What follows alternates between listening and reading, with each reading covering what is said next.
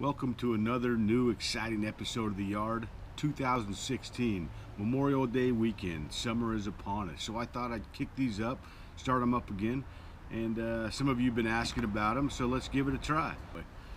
This episode we're going to concentrate on the city of Portland, Oregon.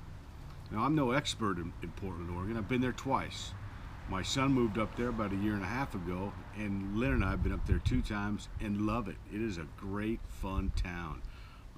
We saw and did a lot of exciting things, which I'll show you pictures throughout the episode of places. One of our favorite restaurants, we went to every place we ate was great.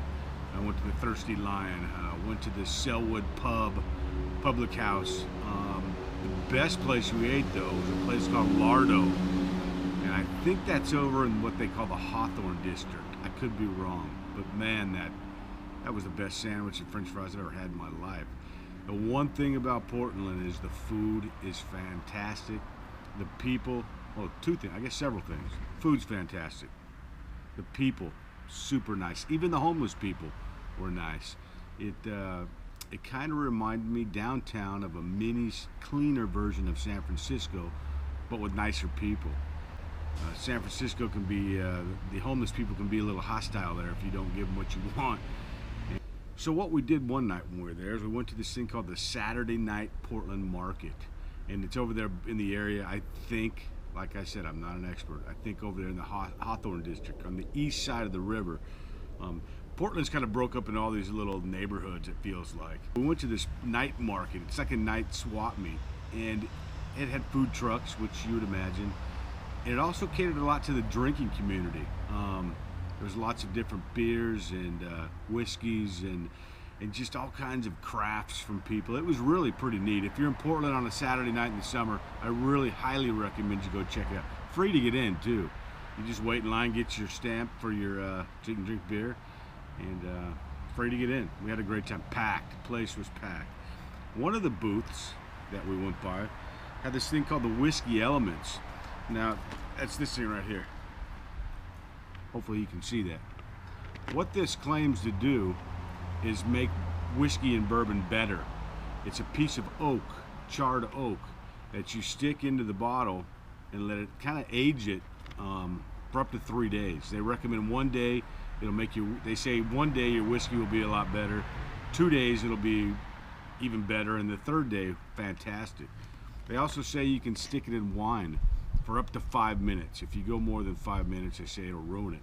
So we're gonna give this a try. Dramatic effect. I got a bottle of Ghost whiskey, which is clear Jim Beam's whiskey. You know, the moonshine is kind of popular right now because of TV, so all the makers have their own little version of this.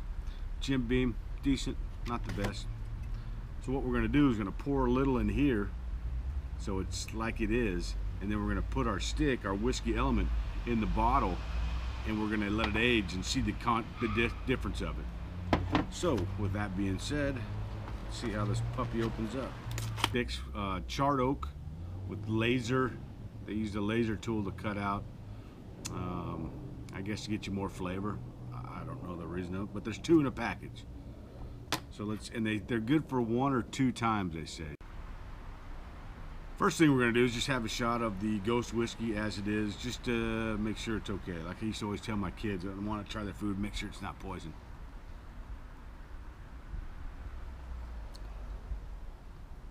Tastes like Jim Beam. Not as much caramely flavors as you get from having it aged in a barrel.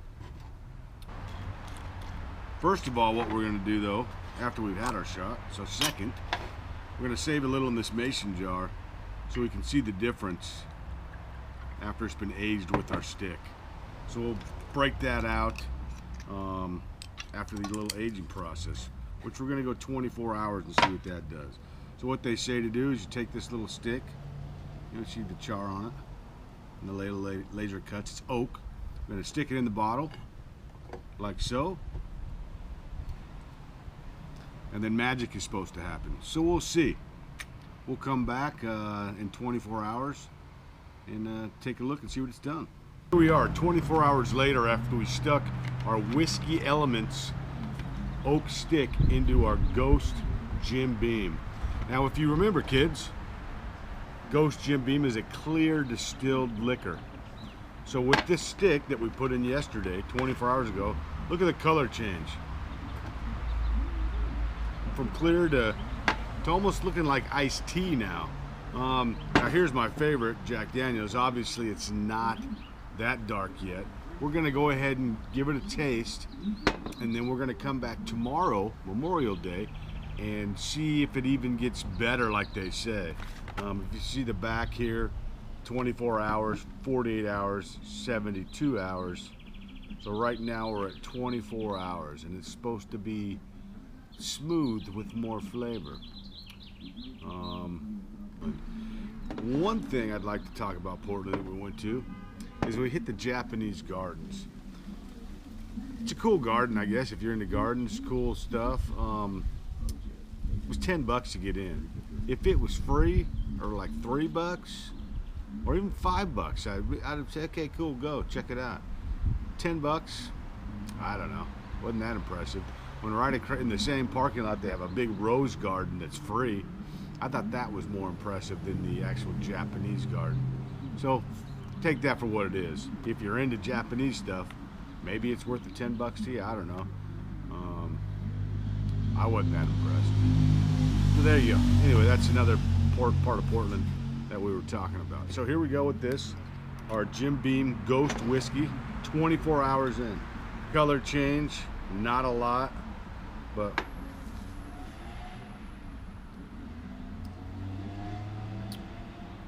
oh, you can definitely taste the oak. That's good. Yeah, that's real good. Welcome back. This is day 2 of clear distilled whiskey with our little stick in there. We again changed a little more color. Now we're talking about Portland. And outside of Portland, there's some cool places too. Loma Falls. I think that's how you say it. I could be wrong. But it's about 30-45 minutes outside of Portland to the east. It's these gigantic waterfalls. Really bitchin', worth going. Also, there is the other direction, west towards the coast, is Cannon Beach. I believe somebody told me that's where they filmed the movie Goonies. But it's a really cool little beach town. Beautiful, beautiful countryside. It's almost where the mountains just kind of come up to the sand. And they have a big rock out there. So it's pretty cool, a little tourist town. We enjoyed it.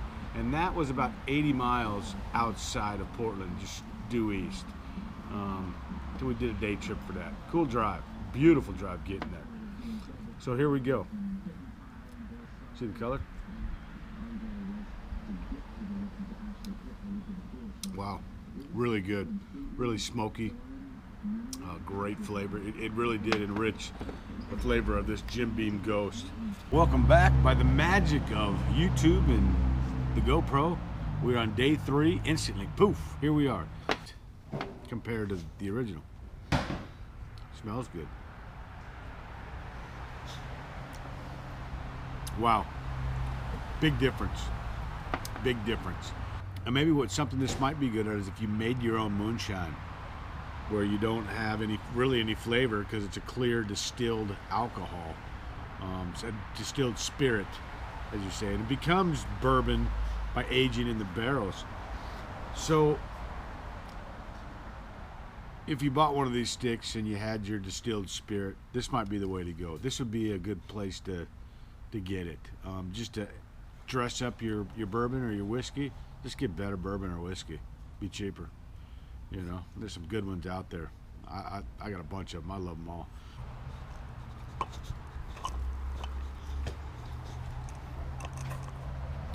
Oh, and last but not least, Voodoo Donuts. I didn't make it to there.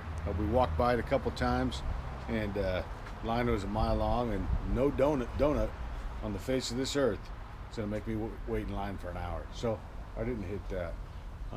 Also, if you drive, the first time we went up there, we drove. We stopped at Crater Lake. If you get a chance to stop at Crater Lake, do it. That place is awesome, isn't it? Uh-oh, he's licking his balls. Ball licker.